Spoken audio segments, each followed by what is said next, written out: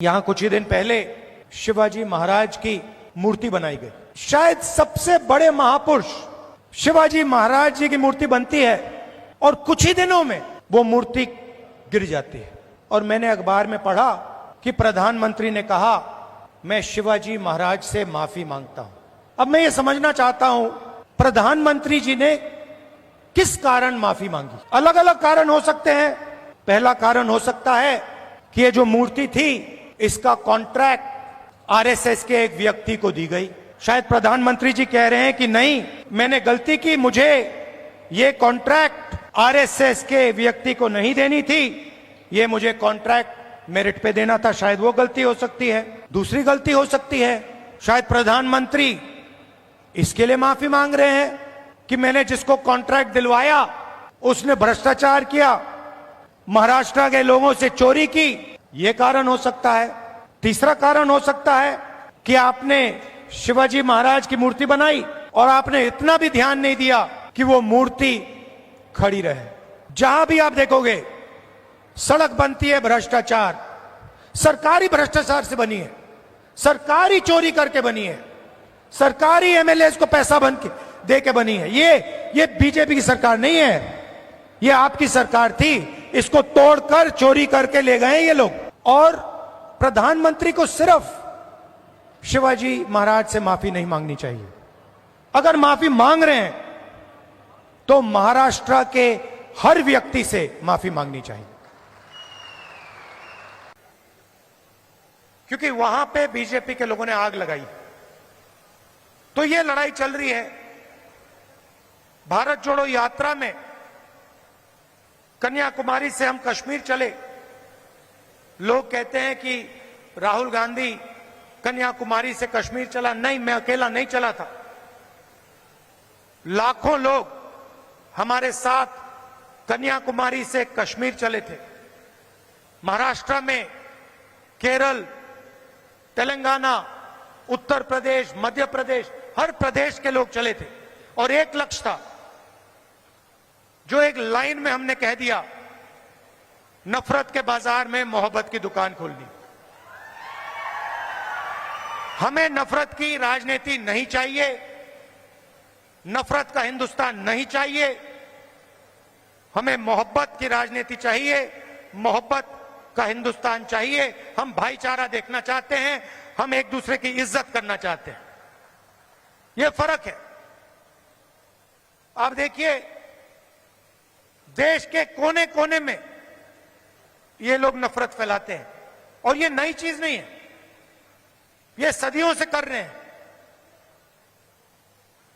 और ये विचारधारा की लड़ाई भी पुरानी है। आज ये लड़ाई कांग्रेस पार्टी और बीजेपी के बीच में है। इससे पहले यही लड़ाई फूले जी ने लड़ी, यही लड़ाई शिवाजी महाराज ने लड़ी। विचारधारा उनकी और हमारी मिलती है। उनकी विचारधारा में और कांग्रेस पार्टी की विचारधारा में कोई फर्क नहीं। चाहे वो अंबेडकर जी हों, शाहू जी महाराज हों, शिवाजी महाराज हों, फूले जी हों, अगर आप उनको पढ़ें, उनके आइडियाज को देखें, समझें, तो आपको पता लगेगा कि फूले जी के आइडियाज, अंबेडकर जी के आइडियाज, शिवाजी महाराज के आइडियाज हमारे कॉन्स्टिट्यूशन में आज है। और चुनाव में हमने साफ कह दिया कि लड़ाई विचारधारा की है। बीजेपी के लोग हिंदुस्तान के संविधान को खत्म करना चाहते हैं। सीधी सी बात है, आप देख लीजिए, जहां भी ये अपने लोग डाल सकते हैं वहां ये अपने लोग डाल देते हैं। चाहे वो इलेक्शन कमीशन हो, चाहे वो शिक्षा के इंस्टीट्यूशंस हो, लीगल सिस्टम हो, ब्यूरोक्रेसी हो, ये मेरिट नहीं देखते हैं।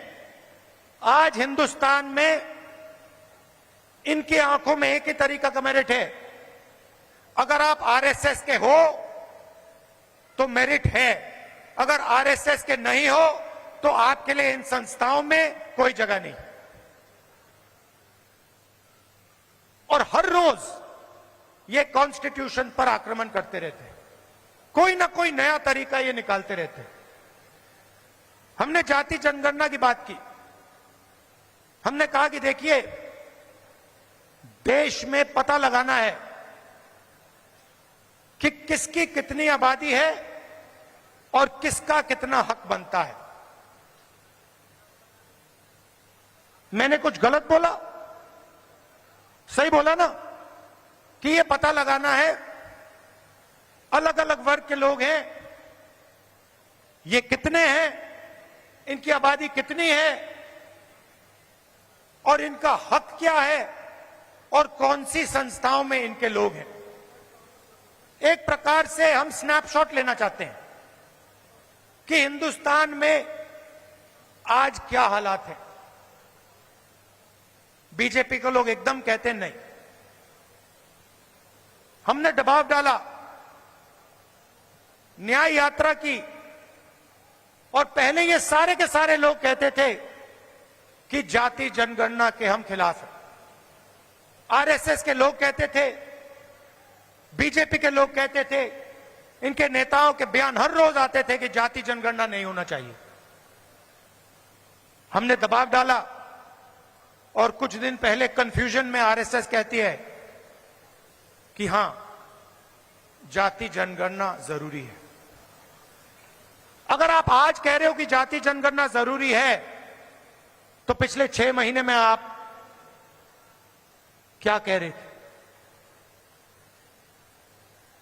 मैं आपको बता रहा हूं, पार्लियामेंट में हमने कहा है, पार्लियामेंट के फ्लोर में, लोकसभा में मैंने कहा है, कुछ भी हो जाए जाति जनगणना करवाएगी कांग्रेस पार्टी, करवाएगी, हमारा गठबंधन करवाएगा। क्योंकि हम जानना चाहते हैं, हम देश की सच्चाई समझना चाहते हैं। इस देश के धन का फायदा किसको हो रहा है, कौन से वर्ग को हो रहा है, किसको नहीं हो रहा है, ये हम जानना चाहते हैं और ये हम काम करवा के दिखाएंगे। भाइयों और बहनों, आज हमने कदम जी की मूर्ति का उद्घाटन किया और जब मैं वहां था मैं सोच रहा था कि कदम जी ने 60 साल आपके साथ काम किया, ट्रांसपेरेंसी के साथ, मोहब्बत के साथ उन्होंने काम किया।